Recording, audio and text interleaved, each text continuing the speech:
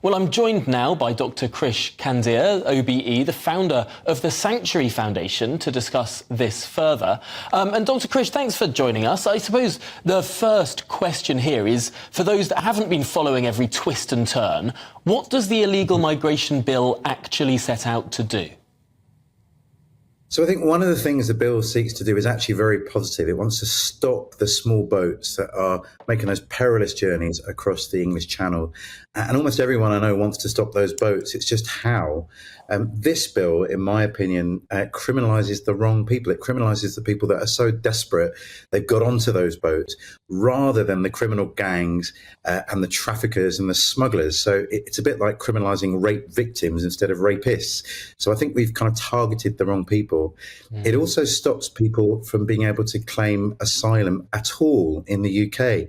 So someone who might be experiencing people trafficking or modern day slavery can't actually make that claim and could find themselves on a plane to Rwanda, which is a really, it's a lovely country, but it's not the place where people are going to be able to make a claim to get asylum as they're after.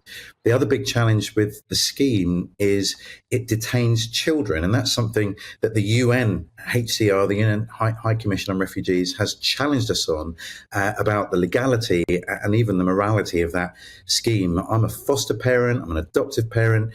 We as a nation, we love our children, and it seems really disproportionate to be locking children away when, again, they're fleeing very difficult circumstances.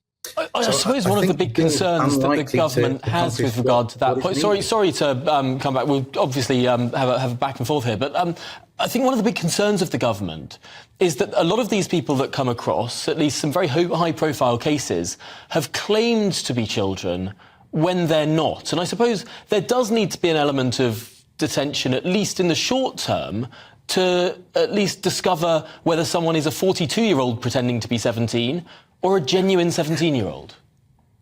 Sure. I think it's normally possible to tell whether someone's a 42-year-old or a 9-year-old. So maybe we should put some different markers on it. If there might be someone who we are nervous might be lying, then potentially you might want to use a different mechanism.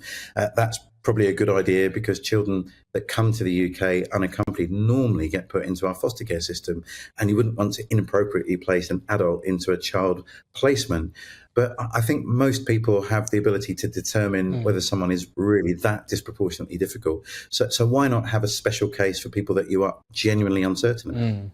Yes, no, I think that's a really sound idea. However, there is a clear example in just the last few weeks of a man who was 42 years old, claimed to be 17. For a week, he was put in accommodation with children before someone decided to fingerprint the guy and found out he was actually 42 years old, had been on a terror watch list before. There are lots of issues here with how the thing is working currently. I do want to move the conversation on, though, because there has been... Sorry, do go on.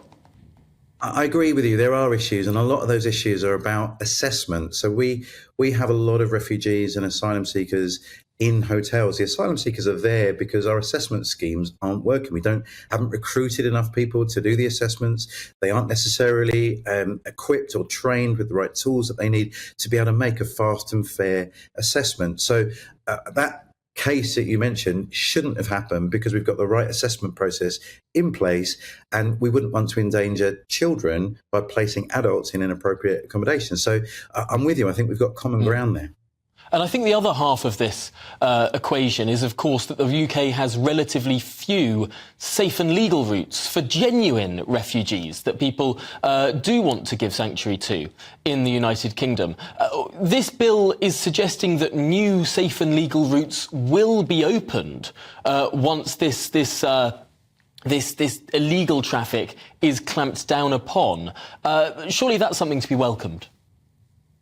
I do welcome it. I want to see it. So we're in the middle of a humanitarian crisis right now in Sudan. In Sudan, we've struggled to even get our own citizens out of the country. And right now in Sudan, in Khartoum, the capital, there are 24,000 women who are about to give birth, and they're giving birth in the middle of a war zone.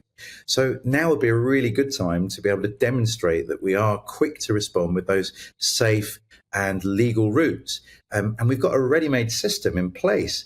I was part of the Homes for Ukraine scheme, both professionally, trying to work with the government to find solutions, and personally. My family has 2 Ukrainian families living with us. We love it. So we've got a ready-made scheme with all the right processes in place.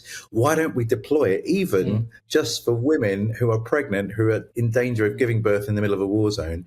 I think that would add credibility to the government's claim that we're not anti-immigration or we're not fulfilling our asylum responsibilities if we actually deliver on those safe and fair routes. At the moment, you have to be from Ukraine. Afghanistan, we have some routes, but we're unable to use them because we've got, I guess, a challenge around housing. And apart from that, it's almost impossible to come to the UK on a safe and legal route. I think many people would support some sort of offshore processing of genuine refugees before they come here. But Dr Krish Kandiah, I suppose I'm going to have to leave it there. We do have more stories to get in this hour, but really appreciate your time and your thoughts on this important issue.